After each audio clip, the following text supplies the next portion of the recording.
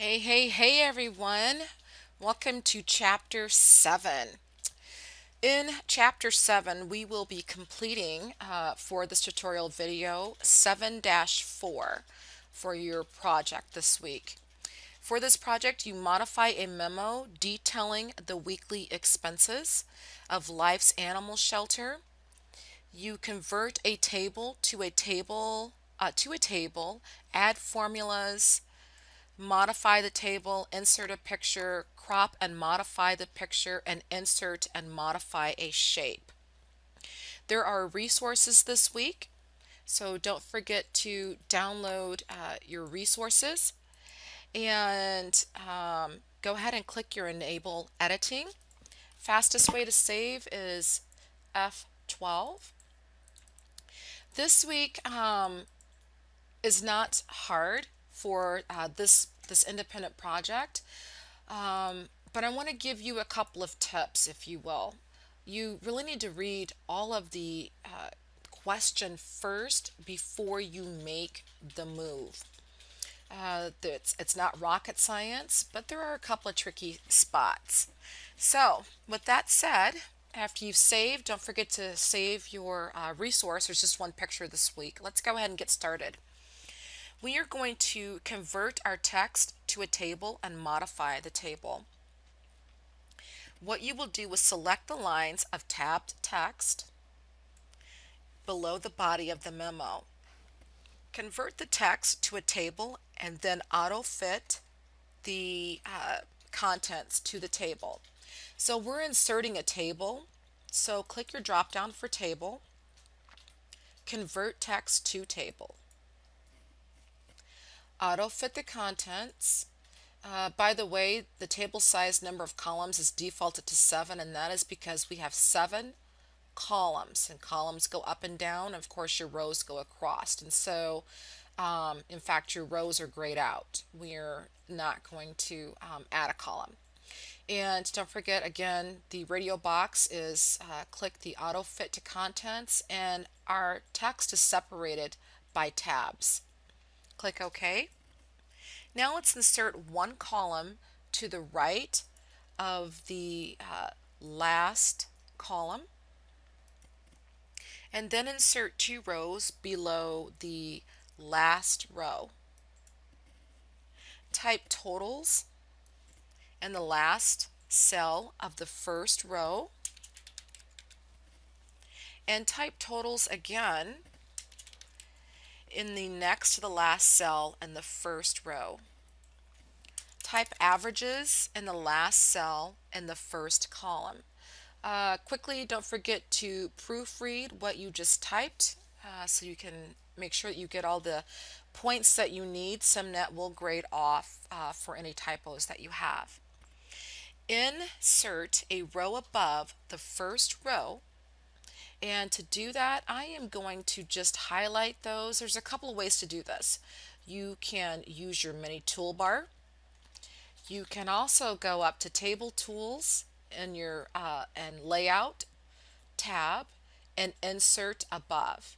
Either way gets you there. It doesn't matter. Your right click gets you there as well, inserting and going above. So I just gave you 3 ways to do that. Again, after you've created that, you will need to merge those cells. Go ahead and center, and to center, you can use Align Center. You can go back to the Home tab and center that way. Either way, it doesn't matter. When you do that, type Life's Animal Shelter weekly expenses for the first row. Next, we are going to insert formulas to add and average expenses. In rows 3 through 8, so this is row 1, 2, and then 3, so 3 through 8, we are going to be using a formula to insert a sum formula to add up these rows going across. So Monday through Saturday, Sunday for food will total in this cell here.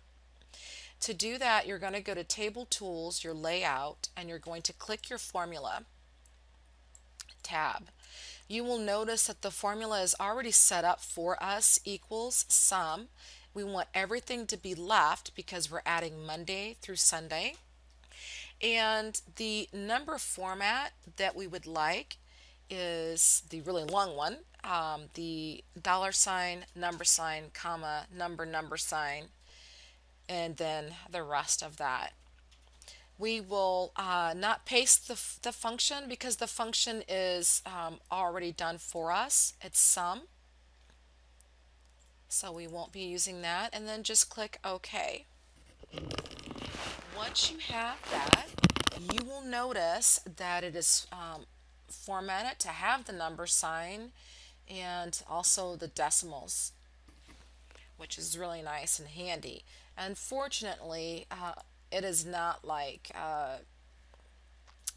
Excel where we can use a fill handle to go down.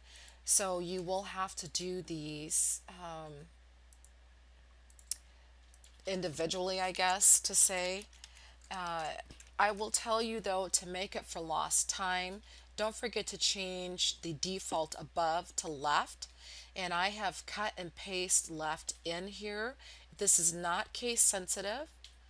So every time you get ready to go in and to change things, you are able to quickly move and to do that. So it's not rocket science, it's just a little tedious, but make sure that you don't have any mistakes and take your time. One more here. Next, the instructions tell us to go to the next to the last row, so totals, and we're going underneath of Monday in the column for Monday. And we are again going to use the sum function to add the numbers above and apply that same number format. This time, instead of using left, we will use above as the range for the sum functions. And it does default to that. And so nice and easy.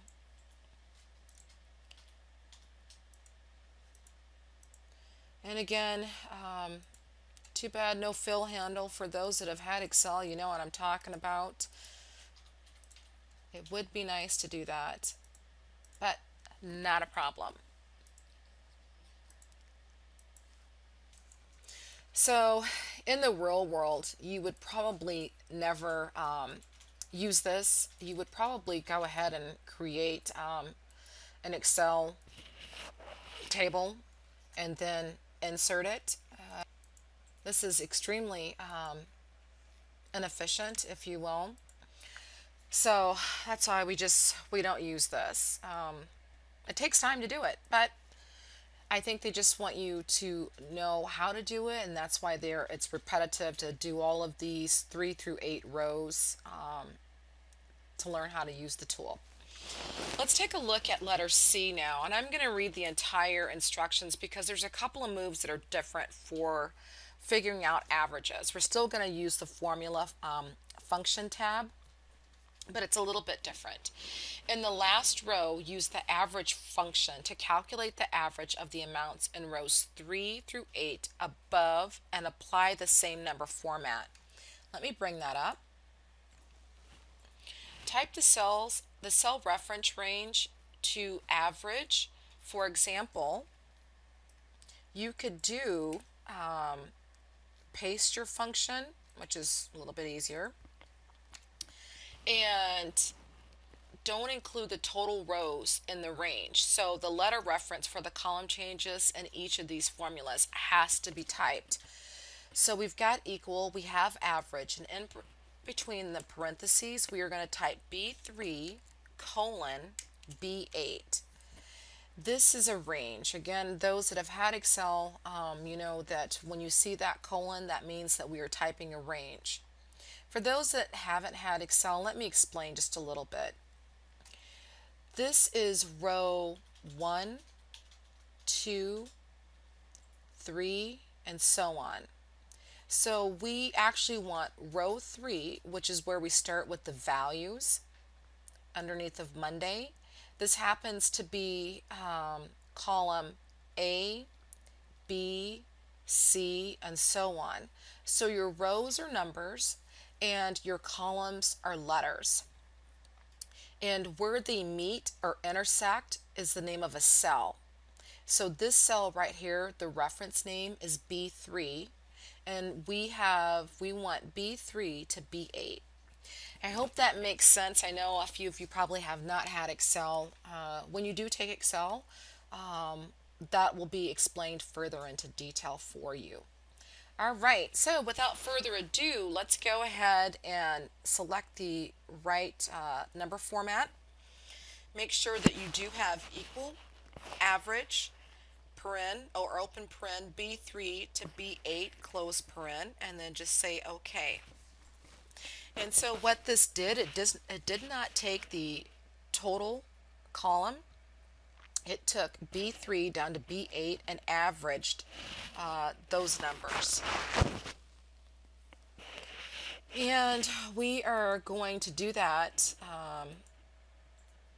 for the others. Unfortunately, you will have to type in your range. And so it's a little bit different. It's going to take a little time. Don't forget now we're changing to a different column. Again, this is A, B, and then C. So now we're in the column C. We still want rows 3 through 8, same number format, and then just click OK. Honestly, I really wish that it was a little bit different. I think what I'll end up doing is probably doing a copy, cut, and paste for this one. So D3 through D8. The other thing is, this is not case sensitive. It doesn't matter. So go ahead, and if you want to put lowercase, you are able to do that. And now we're going to go to E. And I think to kind of cut corners, I will copy all of that. Isn't this just tedious work? Honestly, this is probably my least favorite thing to do, but they want you to learn it. And so we'll play the games.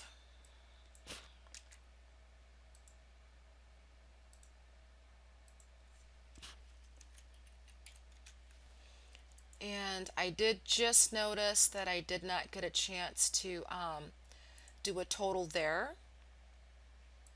So we will total that out.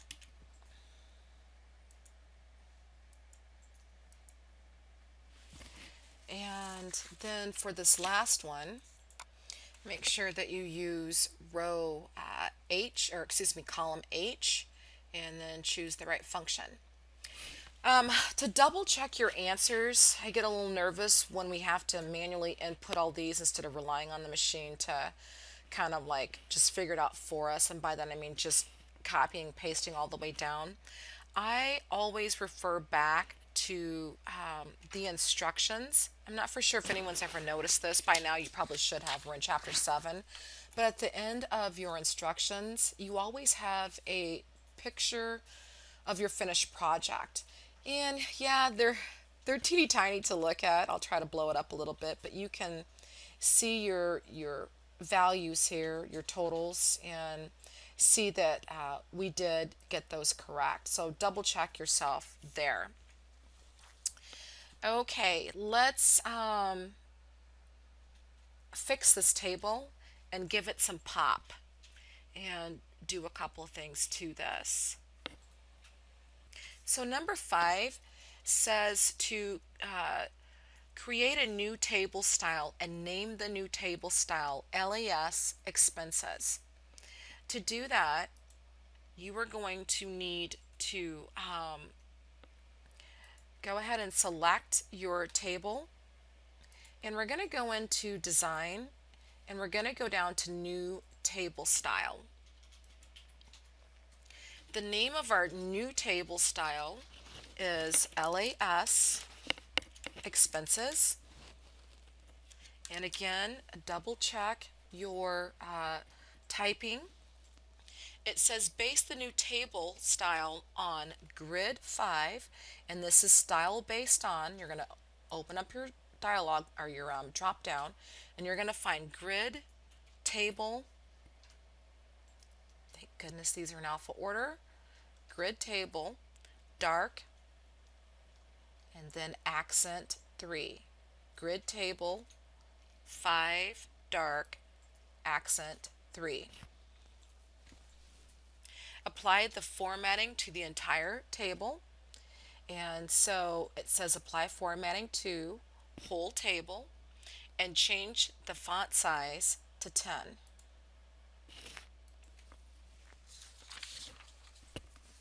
Next, open the Table Properties dialog box.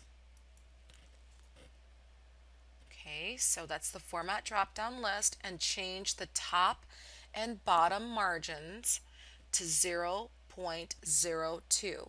So click your options. So the top and bottom will be 0.02, and the left and right margins will be 0.1. And then go ahead and click OK. With the Table Properties dialog box still open, change the alignment of the table to center. And now go ahead and click OK. And go ahead and click OK. Now we're going to set the table styles options, apply a custom table style, and modify the table format. Select the table and set the table styles options to include the following: header row, banded row, first column, and last column. Apply the LAS expense, and so it should be your first one. It says custom,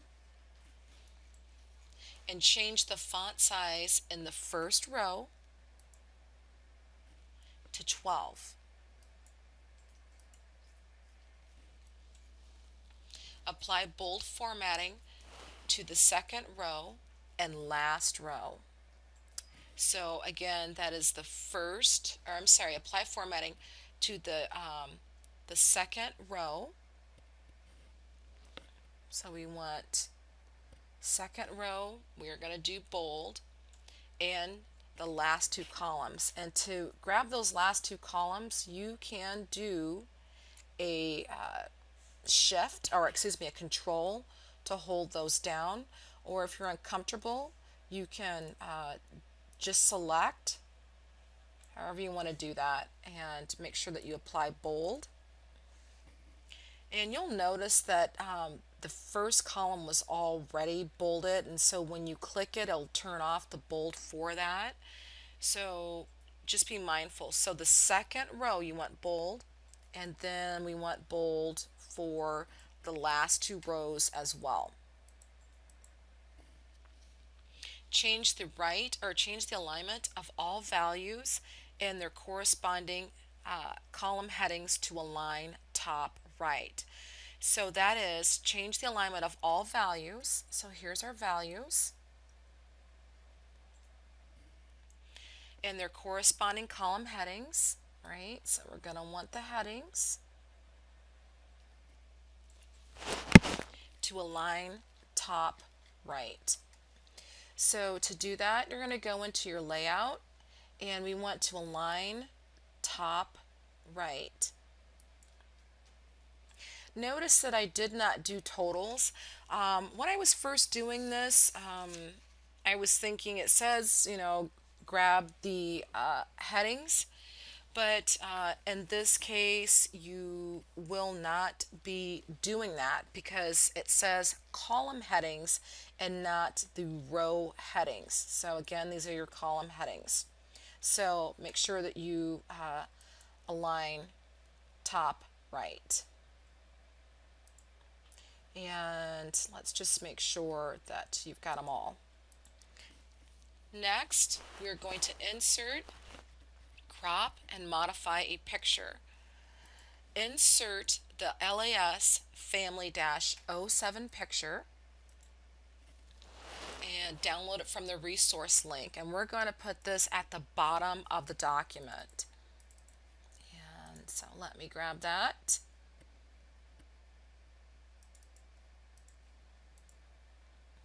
And it's pretty large, and so it moves everything down to the second page. So let's fix that.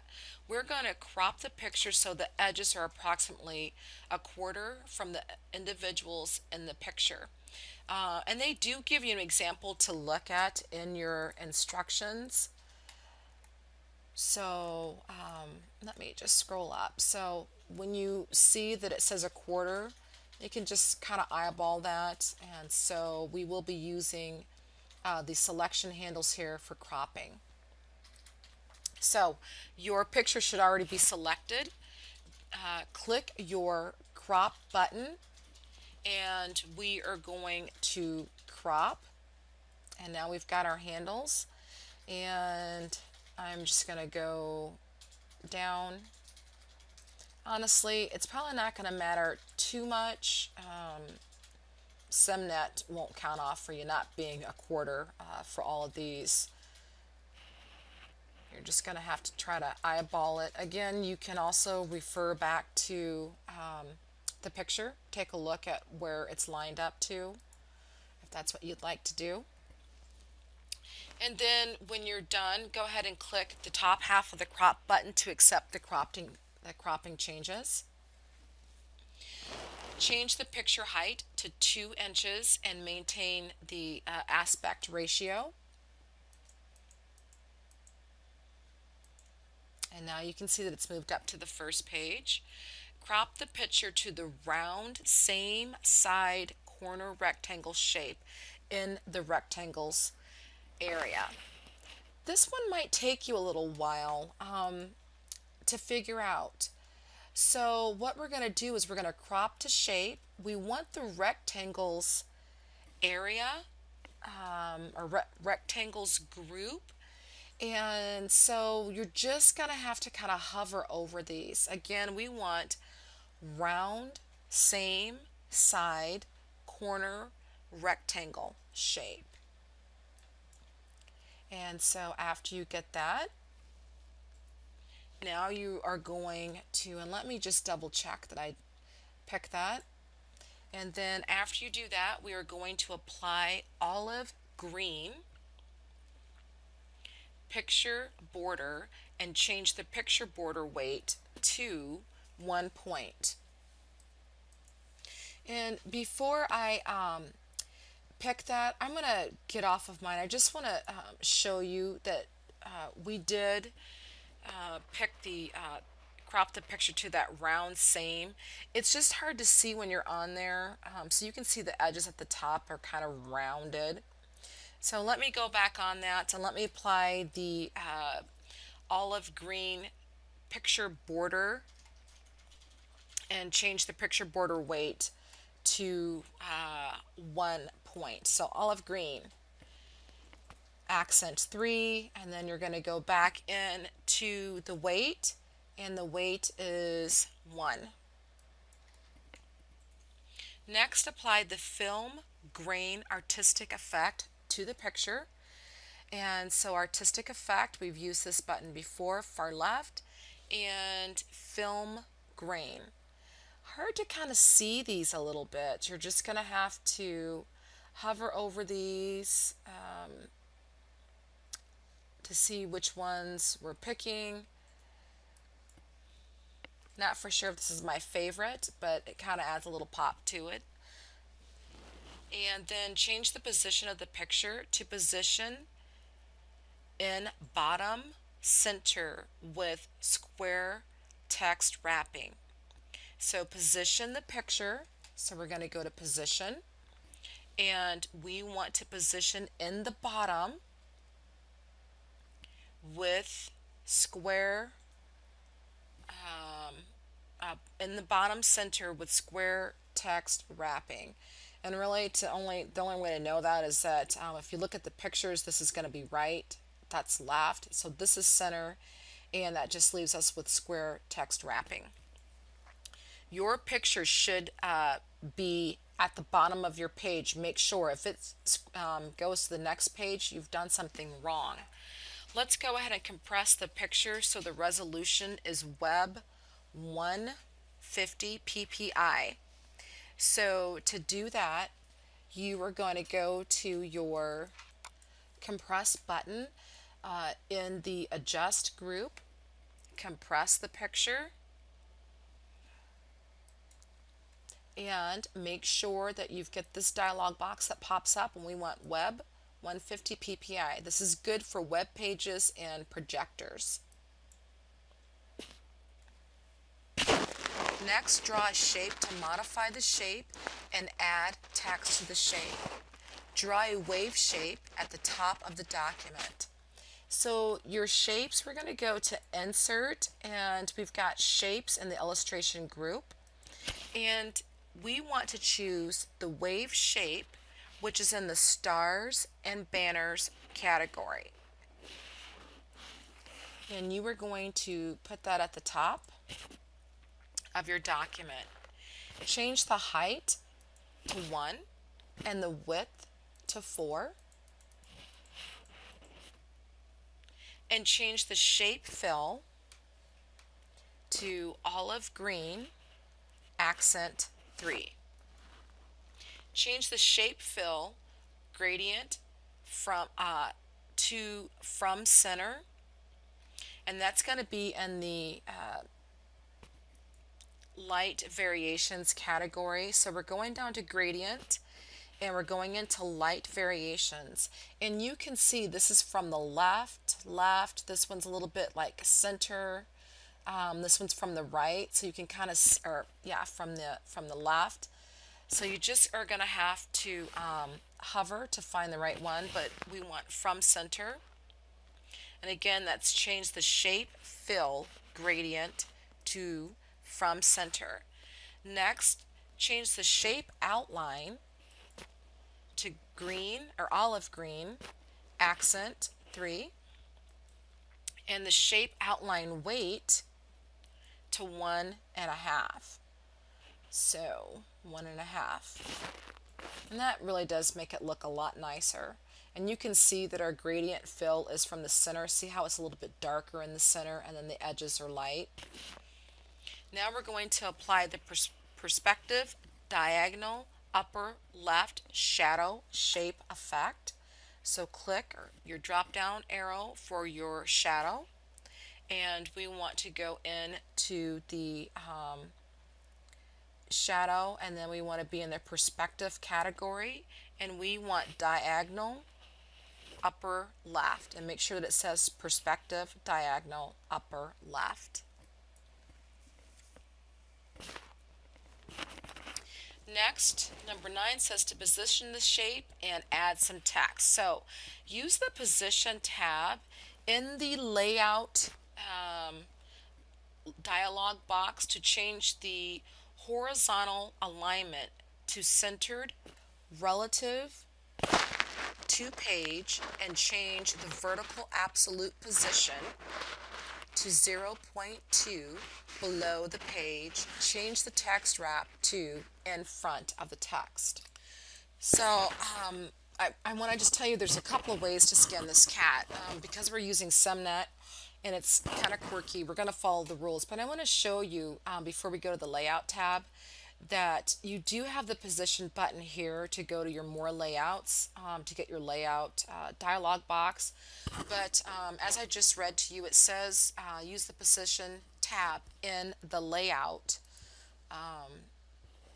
dialog box. So we're going to actually go to layout, and I'm going to choose the more layout options.